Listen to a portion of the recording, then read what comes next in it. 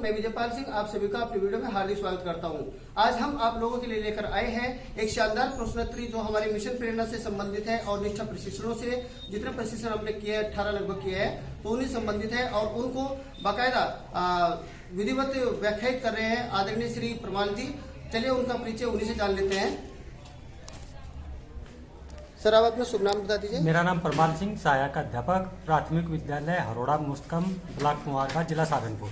जी sir, आप आज क्या कराने जा रहे हैं? मेरे पास कुछ महत्वपूर्ण शिक्षा जगत से जुड़ी महत्वपूर्ण जानकारियां हैं, मैं उनको प्रस्तुत करना चाहता हूं। ओके सर, शुरू कीजिए।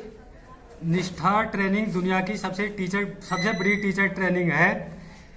इस ट्रेनिंग का उद्देश्य 42 लाख शिक्षकों को प्रशिक्षित करना है।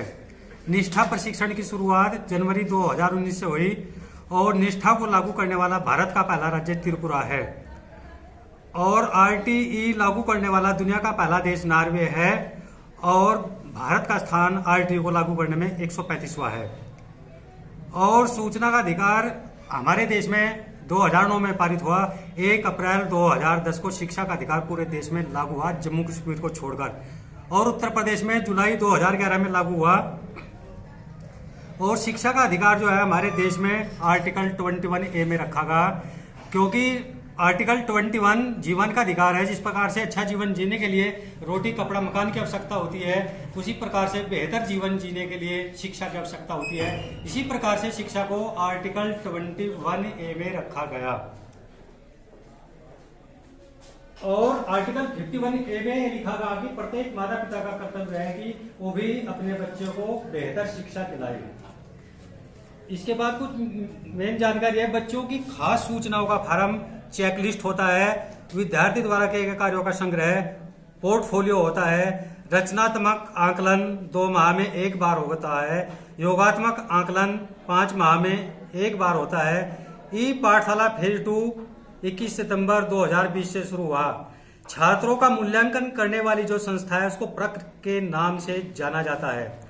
हमारे देश में बच्चों की कुल संख्या लगभग 47 करोड़ है। भारत में समावेशी शिक्षा 2009 से प्रारंभ हुई। समावेशी शिक्षा वो ये सामान्य शिक्षा प्लस विशिष्ट शिक्षा। नई शिक्षा नीति में जो 3 से 14 वर्ष की बात की गई है, उसमें जो दिव्यांग बच्चे हैं उनको 4 वर्ष की छूट दी गई है। उसमें उनके लिए आयु सीमा 3 से 18 वर्ष है।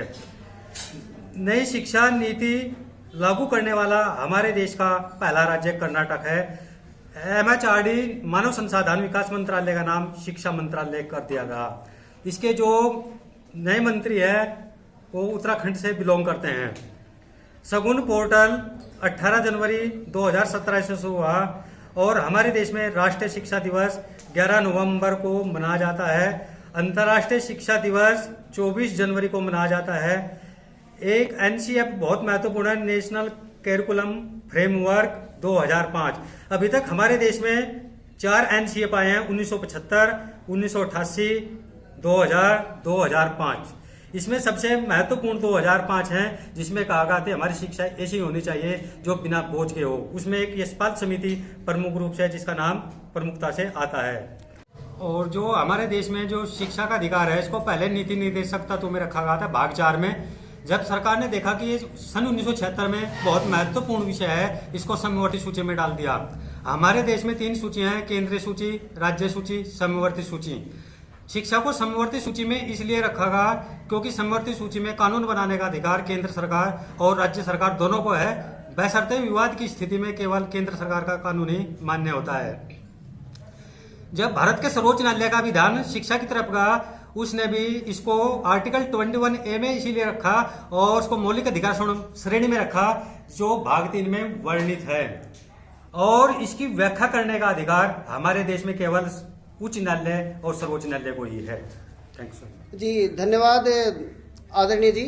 आपने बहुत शानदार तरीके से वर्णन किया और मैं समझता हूं कि जिस प्रकार से आपने इन अत्यधिक महत्वपूर्ण प्रश्नों को उठाया और मिशन प्रेरणा अभियान से संबंधित जितने भी आपने प्रश्नों को उठाया है वो हमारे संपूर्ण शिक्षण जगत के लिए, हमारे अध्यापक अध्यापिकाओं के लिए बेहतर सिद्ध होंगे, उपयोग सिद्ध होंगे। इसी आशा और उम्मीद के साथ मिलते हैं तब तक अगली वीडियो में। तब तक के लिए आप सभी को मेरा हार्दिक नमन।